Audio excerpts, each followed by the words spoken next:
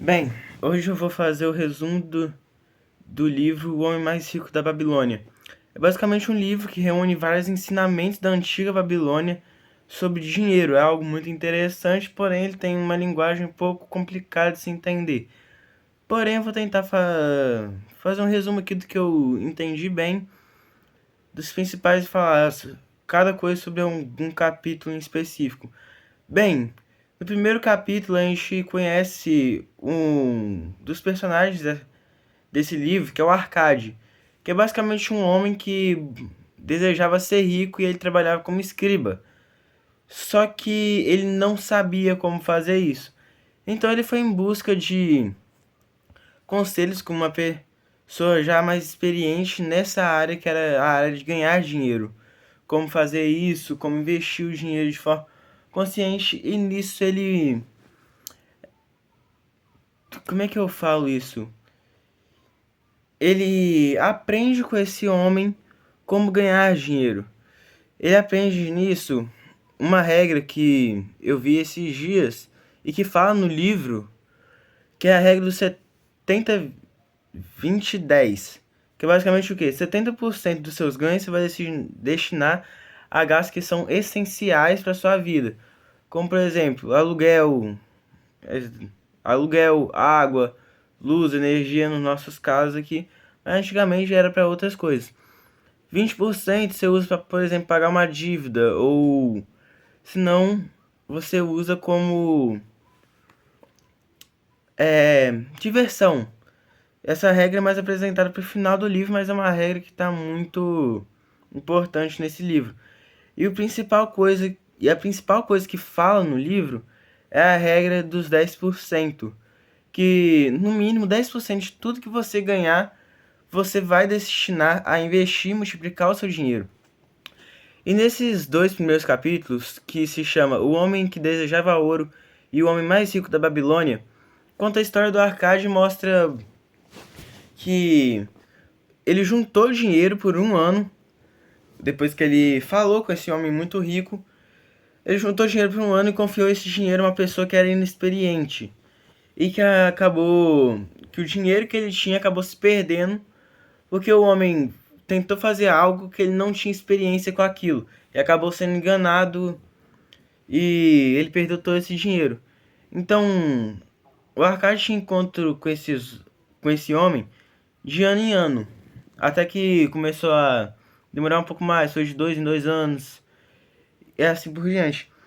Então, esse homem ajudou muito a Arcade a saber como administrar o seu dinheiro. Porque no início ele gastou o dinheiro dele em um investimento que era arriscado e acabou perdendo tudo que ele tinha. Porém, ele juntou dinheiro novamente durante esse próximo ano. E assim, ao invés dele investir em um investimento com uma pessoa que não tinha experiência do que estava fazendo, ele decidiu investir em alguém que sabia o que estava fazendo. E nisso, ele fez um acordo com um comerciante e que um quarto, se eu não me engano, dos ganhos dele seriam pagos ao Arcade. E com isso ele conseguiu começar a multiplicar o seu dinheiro, e futuramente esse homem veio a falecer e o Arcade ficou com uma parte das suas propriedades para ele, e com isso o Arcade, com os ensinamentos que ele tinha adquirido enquanto este homem estava em vida, ele passou para isso e passou adiante. Então, no próximo capítulo, que é as 7 soluções para a falta de dinheiro, se não me engano, é o capítulo onde o rei chama o Arcade para dar uma palestra, mais ou menos, a um grupo seleto de 100 homens para poder ensinar outros a prosperarem mais. E nisso o Arcade fala várias soluções sobre como você realmente. Soluções realmente para falta de dinheiro. E nisso o Arcade ele acaba falando um dos exemplos aí. É, se eu não me engano, as 7 soluções são. Ele fala basicamente sobre como multiplicar o seu dinheiro, fazer o seu dinheiro render mais e prevenir a perda dele. Basicamente, ele fala para você pegar o seu dinheiro, ao invés de investir em lugares que seriam arriscados, nisso ele usa o próprio exemplo de vida dele, e você começar a colocar esse dinheiro em lugares importantes, quer dizer, que vão render mais dinheiro para você. E nisso, o que acontece? Ele usa exemplos da vida dele e um exemplo serve para muitas coisas. Como, por exemplo, como você proteger o seu dinheiro da perda, que é uma das soluções que ele fala. Você colocar em lugares onde seu dinheiro vai ficar protegido sem que haja muita chance de perda. Basicamente, deixar o seu dinheiro com pessoas que têm experiência naquilo. Não adianta você, por exemplo, emprestar o seu dinheiro a um forjador de armas, sendo que ele tem a intenção de comprar joias. O cara não vai saber como é que faz isso. E se eu não me engano, esse é um exemplo que ele cita aqui. É... Além disso, ele fala um pouco também sobre fazer a sua casa seu rendimento, seu investimento e trazer mais dinheiro para você. Ele basicamente fala como algumas vantagens e desvantagens de ter casa de aluguel, mas no final de cada capítulo e de cada ensinamento tem um trechinho que resume basicamente o que ele fala. Basicamente ele fala o quê? Para ter sua própria casa. Que com isso você não vai ter gastos a mais com aluguel, porque normalmente você já teria que pagar sua água, sua luz aqui, por exemplo, e ainda teria o aluguel naquele tempo. E aqui hoje em dia também é assim. Então, ele fala para ter sua própria casa, para ter coisas assim, para você não perder o seu dinheiro, não jogar ele em lugares que não vão render muito. Faz bastante tempo que eu li essa parte do livro, por causa que eu comecei a ler ele há um tempo, e aí minha memória não tá muito boa sobre isso.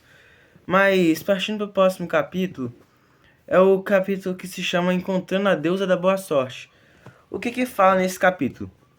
Ele basicamente volta à palestra do Arcade, aonde o Arcade fala que o dinheiro, quer dizer, que a sorte vem para as pessoas que utilizam essa sorte para ganhar mais dinheiro. Por exemplo, uma pessoa que pega o dinheiro que ele ganhou e gasta em coisas fúteis, como por exemplo uma casa de apostas, ele não vai ter sorte nenhuma para poder conseguir mais dinheiro, nenhuma oportunidade vai aparecer a ele. Porém, se uma outra pessoa pega esse dinheiro e faz ele render, aqui ele coloca como a deusa boa sorte, mas eu vou colocar só como mesma sorte, já que isso não se enquadra muito no cristianismo, mas aqui fala como a deusa da boa sorte. Aí, fala que o dinheiro, que a sorte vai sorrir para quem gasta esse dinheiro de maneira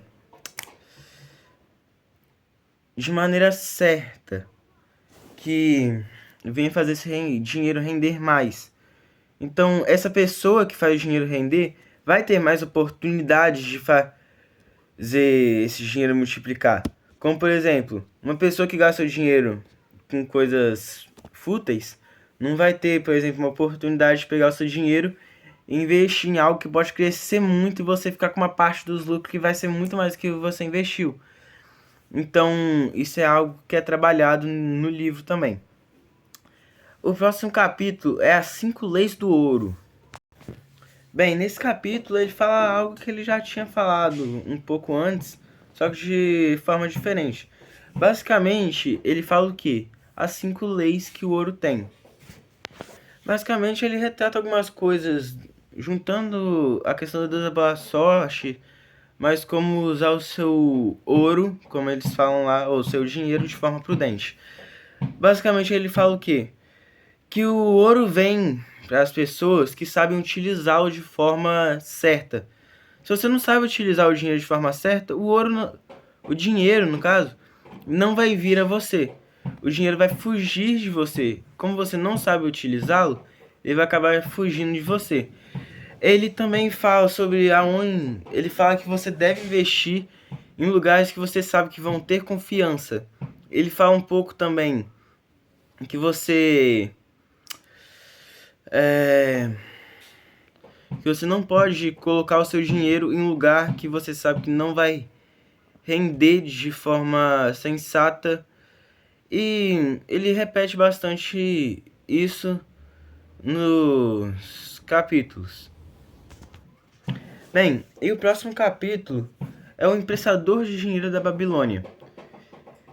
O que consiste nesse capítulo? Nesse ponto, o Arcade já não aparece mais na história do livro e aparece outros personagens. Mas conta a história de um emprestador de dinheiro. Conta algumas histórias sobre como ele emprestava o dinheiro. É basicamente uma pessoa que vai lá pedir conselhos a um emprestador de dinheiro. E ele conta algumas histórias de pessoas que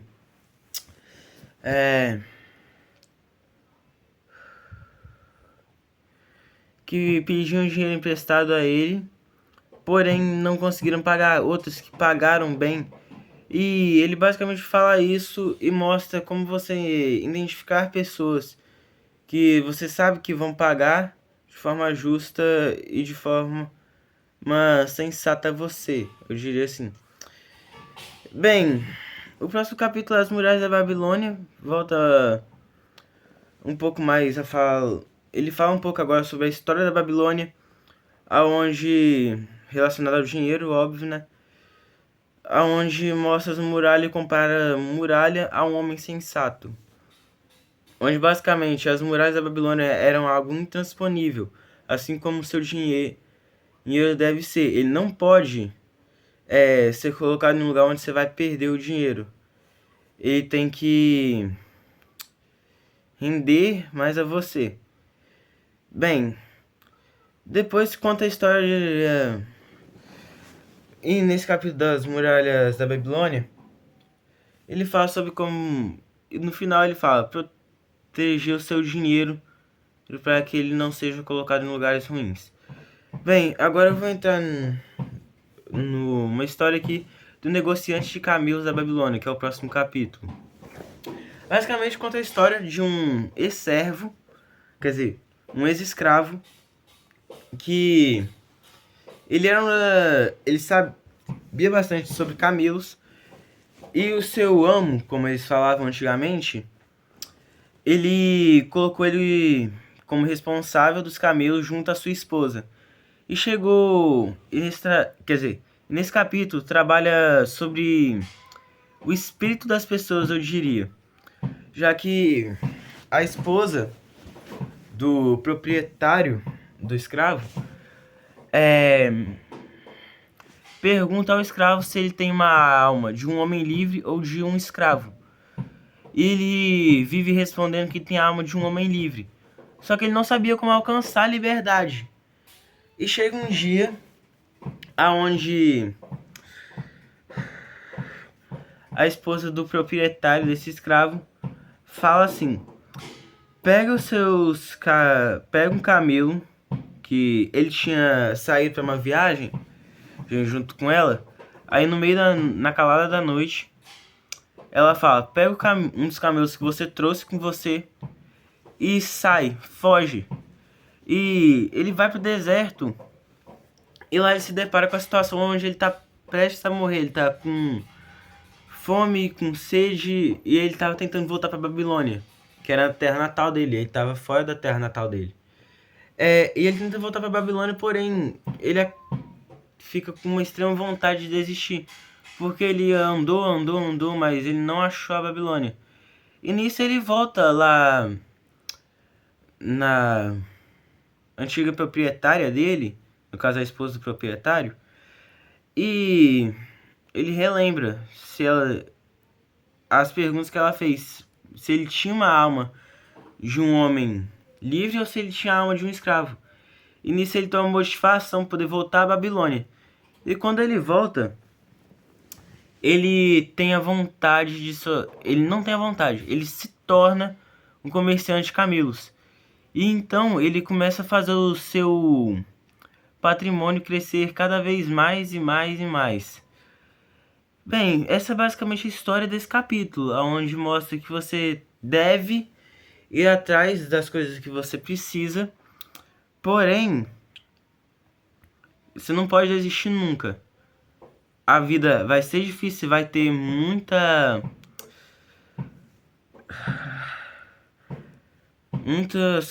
complicações durante sua vida, porém você não pode desistir. Se você realmente quer alcançar o seu objetivo, você deve seguir em frente. Bem, o próximo capítulo é as tabuinhas de argila da Babilônia. Bem, basicamente nesse capítulo mostra alguns arqueólogos que acharam 5 tabuinhas da antiga Babilônia. E essas tabuinhas foram divulgadas e um casal achou elas. E é basicamente contando a história que eu acabei de contar do capítulo anterior. Só que ao invés de só retratar a antiga Babilônia, agora eles realmente estão retratando no mundo atual. E é aqui que aparece a regra do 70, 20 e 10. Que é basicamente o quê? É um casal que ele tinha muitas dívidas. Ah não, peraí, deixa eu voltar um pouco aqui na história. Por causa que esse antigo comerciante de camelos, ele tinha muitas dívidas a pagar. Então o que que ele fez? Ele usou realmente a regra do 70, 20 e 10. Ele tinha uma família e tudo mais. Então ele voltou para sua esposa, quando ele tinha muitas dívidas a pagar. E ele basicamente fez o quê? Os ganhos dele, ele dividiu 70% para a família dele, gastos essenciais da família, como roupas, comida, água, esses trem. E 20% ele foi pagando de pouco em pouco aos emprestadores dele, a quem ele estava devendo no caso. Alguns tiveram alguns problemas com isso, mas eles viram que não teria outra forma e aceitaram isso. Então ele foi lá, né? Foi pagando de pouco em pouco, e eu acho que algo legal de se citar aqui é que o melhor amigo dele, ele achou ruim isso dele pagar de pouco em pouco, é, e dando apenas uma fração do que ele devia tudo a ele, ao melhor amigo dele.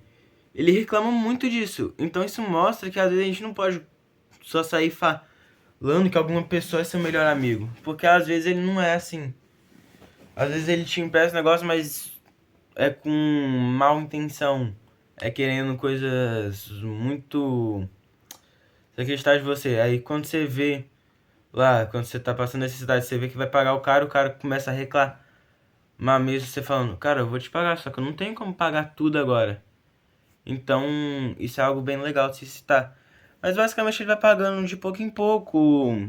Ele divide em luas, que é os meses mais ou menos, o tempo de um mês, lá na Babilônia.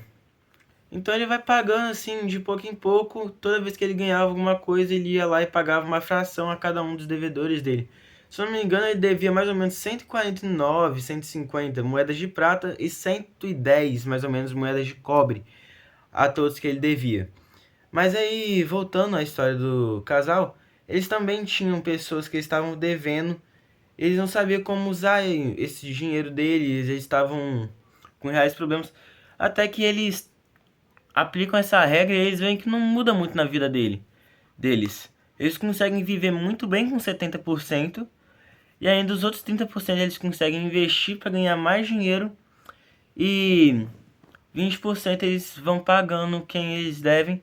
E no final mostra que eles pagaram tudo e eles começam a investir mais aquilo ali porque eles já se adaptaram a viver com 70% do que eles ganhavam.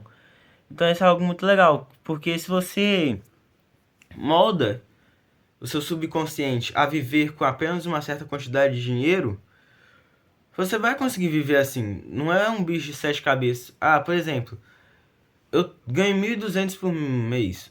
Vamos baixar aqui para 1.000, só para ficar mais simples de fazer aqui a conta mais rápido. Eu ganho 1.000 por mês. Só que só de gasto, assim, que é essencial mesmo, a gente diria assim, que eles consideram essencial, eu gasto todo o meu salário. Só que aí você vai ver e gastos essenciais, entre aspas assim, balada, é sair com os amigos quando você não precisa de sair, não é estritamente necessário. Então isso mostra que você for ver, você consegue viver com 70% e usar os outros 30 para poder, por exemplo, pagar o que você estava devendo a alguém, porque você pediu emprestadinho para, por exemplo, comprar um celular novo, sendo que seu celular serve muito bem para você. Então você acaba comprando, mas não tinha utilidade para você. Mas você vai lá, né, paga tudo e com isso você já mudou seu subconsciente. Ah, vou viver com 70%, vou gastar o que eu preciso estritamente por mês e vou investir no mínimo 10%. De tudo que eu ganhar, o livro todo fala sobre isso. De tudo que eu ganhar, 10% pertence a mim. Isso é uma frase do próprio livro, que basicamente fala o quê? De tudo que eu ganhar, uma parte é minha e ninguém vai mexer. É um dinheiro que é meu e que eu não vou usar para outras coisas. Então isso é algo muito legal, que mostra que você tem que ter o seu próprio dinheiro para você. Então cada um consegue adaptar e fazer uma tabelinha. Por exemplo, uma pessoa, ele consegue viver com 60%, sobra 40%. 10% ele vai dar de dízimo à igreja, por exemplo. 20 ele vai usar para poder se divertir, ou se não 10% ele usa para se divertir. E 20 ele investe. É algo bem divertido isso. É algo bem interessante. Mas essa é basicamente a história do capítulo das 5 tabuinhas. Bem, o próximo capítulo é O Homem de Mais Sorte da Babilônia. O que consiste esse capítulo? Ele conta a história, se não me engano, do Sharrunada. Quer dizer, ele conta a história, se não me engano, do avô do Sharrunada a um amigo ou parente, se não me engano, dele. E basicamente qual que é a história? Ele mostra a importância do trabalho duro. Por quê? É basicamente a história de um homem que também era escravo e ele tinha como melhor amigo dele o trabalho. Então esse homem ele é vendido como escravo a uma pessoa lá e ele tem amigos, ele fala bastante sobre isso, só que essa é uma parte que eu particularmente achei um pouco complicada do livro, sabe? De distinguir nomes, saber quem é quem ali. Então, ele fala com os amigos, né? Na verdade, o avô desse homem, ele tinha um amigo que ele tinha como melhor amigo o trabalho duro. E nisso conta bastante, né? Essa pequena parte aí. Só que a parte principal da história é quando esse homem, que no caso é avô, se não me engano, Charrunado, não tenho certeza, ele vai trabalhar, ele é comprado como escravo, e aí chega um homem querendo comprar ele. Ele tava vindo como escravo. E ele não querendo comprar ele específico, aí ele pergunta lá pra o amo, entre aspas, dele, o proprietário dele, se tinha algum padeiro entre os escravos que ele tinha lá. Aí, o avô, se não me engano, do Charrunada, ele chega lá e fala: Eu não sou padeiro, mas qual que você acha melhor? Você ter um padeiro já pronto, ou você ensinar alguém que está disposto a aprender a trabalhar e a trabalhar duro, é, que está disposto a aprender a fazer a profissão? E nisso ele fica bastante impressionado e o cara que não estava dando nada para ele, que no caso era o atual proprietário, que não tava dando nada pra ele, começa a apontar um monte de qualidade, assim, o que mostra que se você tem disposição pra fazer um negócio, você automaticamente já é valorizado, cara. É algo bem legal isso. E aí, ele mostra, né, começa a valorizar o cara, mas no final ele acaba sendo vendido como escravo para esse padeiro. E nisso ele aprende a como fazer pães, bolinhos de mel, se eu não me engano. Mas a parte realmente interessante, que é destacada no livro, é que esse cara, ele queria muita liberdade, ele queria muito voltar pra família dele. E nisso, o que que ele propõe ao seu proprietário? Cara, vamos fazer assim. A gente trabalha só até meio-dia, é aqui na padaria. Então o que que eu vou fazer? Eu vou assar uns bolinhos de mel a mais e do meio-dia pra tarde, pra depois, eu vou sair na rua vendendo. E, e o atual proprietário dele fala o quê? Cara, tudo bem. gostei da sua proposta. Então vamos fazer assim. Metade do total de lucro dos ganhos seus, dos seus ganhos, vai ser destinado a pagar tudo que a gente deve. Por exemplo, carvão, lenha, a fogueira, esse trem assim, pra assar, né, a matéria-prima, entre aspas assim, os ingredientes, no caso, para fazer os bolinhos de mel, que era o que ele vendia. Aí, disso aí, do que sobrar, metade é minha e metade é sua. Então, resumindo, ele iria ficar com 1/4 de todos os ganhos que ele vendesse à tarde. No primeiro dia, até umas 3h30, 3h30 da tarde, ele não conseguiu vender quase nada dos bolinhos dele. Porém, quando ficou lá para depois das 4 da tarde, as pessoas já estavam com mais fome e começaram a comprar. E com isso, ele todo dia saía. E ele conseguiu juntar bastante dinheiro. Para isso, que ele queria muito comprar sua liberdade. Ele tinha até conseguido alguns clientes que eram fixos para ele. Porém, acontece algo muito triste na vida dele. Que o seu patrão, ele começa a beber. E no fim, ele começa a dever muito a uma pessoa. E no final, o escravo desse padeiro acaba sendo vendido como escravo a outra pessoa. E ele acaba sendo levado para trabalhar em outro lugar. E agora ele tem que trabalhar. E o dinheiro que ele tinha juntado não serviu de nada, porque ele não conseguiu comprar a liberdade dele. Então ele acabou enterrando esse dinheiro, achando que ele nunca mais ia desenterrar. Falou assim, cara, fiz tudo isso pra quê? Pra chegar aqui e agora não consegui fazer mais nada? Todo o meu trabalho foi em vão? Ele até vê alguns amigos dele que tinham crescido muito na vida. Por causa dos ensinamentos, se eu não me engano, dele ou de um outro amigo dele. E nisso, ele acaba ficando muito triste. Porém, ele acaba ficando muito triste com isso. Porém, ele acaba tendo notícia que ele ia ser transferido. Ele tinha sido vendido de novo como escravo a outra pessoa. Então ele desenterra o dinheiro dele e sai, né? Ele pensou o quê? Vou ter que trabalhar nas muralhas. Lá, provavelmente vou ter que trabalhar nas muralhas. Um trabalho muito duro, eu não vou conseguir comprar minha liberdade. Deu no quê? Tô ferrado. Só que isso é algo muito legal que acontece no livro. Por quê? Ele acha isso, porém a realidade não era essa. A realidade era que um antigo amigo dele, que se não me engano ele mesmo tinha dado conselhos a esse amigo, estava muito rico e ele estava procurando, igual doido, por ele, no caso pelo avô, se não me engano, do Charrunada. E ele acha. E basicamente o que ele fala? Cara, você me ajudou pra caramba. Por causa de você eu tô aqui agora. Então, tá vendo aqui seu título de propriedade? Que antigamente era uma tabuinha de pedra e tinha um título de propriedade dele. O antigo amigo dele simplesmente pega a tabuinha e joga no chão. Quebra totalmente o título de propriedade dele. E outro negócio que é legal destacar é que ele pisa em cima até virar pó. Então, o avô, se não me engano, do Charrunada, o que ele faz? Ele começa a chorar. É algo realmente legal. Mas um livro que... O que quer falar nesse livro? Não adianta você saber utilizar o seu dinheiro, colocar ele no lugar bom,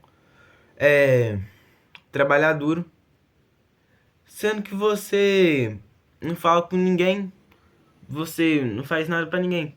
Então isso mostra o valor dos conselhos, eu diria. O cara aconselhou um amigo dele lá atrás, e agora o amigo que ele aconselhou tá ajudando ele agora. E o que acontece? Ele liberta o avô do Charrunada dali e ele se torna um homem livre. E nisso ele volta para a cidade natal dele, se eu não me engano. Ele começa a virar um comerciante. E nisso ele começa a enriquecer. E é algo muito legal isso.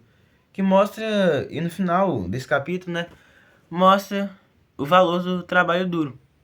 O cara trabalhou duro e ele conseguiu realmente o que ele queria. Bem, e o último capítulo é um esboço histórico da Babilônia. É basicamente ele contando algumas curiosidades da Babilônia. Eu vou citar algumas aqui que eu achei mais interessantes. Que seria, a Babilônia, ela não era uma cidade muito bem colocada. O que fez ela ficar muito rica mesmo foram as pessoas que estavam lá, que sabiam como usar aquilo. É uma cidade situada perto do rio Eufrates, em uma região árida. Porém, eles tinham uma terra fértil por causa que eles ficavam muito perto do Eufrates. E mostra que os engenheiros da Babilônia fizeram canais levando, né, assim, água às partes que precisavam ser irrigadas da Babilônia. E a Babilônia foi crescendo. Um negócio legal que fala no livro é que a Babilônia não cresceu só por saquear guerras e tudo mais. Ela cresceu por causa mais da agrícola e que eles sabiam utilizar os recursos que eles tinham. Eles sabiam muito bem usar os recursos naturais que eles tinham. Eles não tinham muitos, mas eles sabiam usar. Muito mais vale você saber usar o pouco, um dinheiro básico assim que você tem, do que você ter muito dinheiro, mas não saber usar. Um exemplo aqui que eu acho muito legal. Você é uma pessoa que tem 100 reais na conta. Exemplo. É pobre, tá lá jogado no negócio, no meio do canto lá, e ganha 1.500 por mês, exemplo. Mas você começa a ver vídeos, começa a ver coisas assim, e descobre como usar o seu dinheiro de forma sensata. Então você, sabendo usar o seu dinheiro, eu acho que isso é algo muito legal, que não fala no livro, mas que eu acabei fazendo essa relação, é que você sabe usar o seu dinheiro. Você ganha 1.500 por mês. Ganha muito pouco, mas você sabe usar o seu dinheiro. E com isso você vai fazer o seu patrimônio crescer muito mais. Você vai sair de 1.500 por mês, você vai começar a investir, vai começar a colocar em lugares que vai te trazer rendimento, vai começar a investir em si próprio, fazer sua empresa, por exemplo. E os 1.500 que você ganhava antes, agora vai ser 200 mil, muito mais assim. E dependendo, você pode ganhar mais de 10 mil reais só de renda passiva, porque você soube utilizar o seu dinheiro.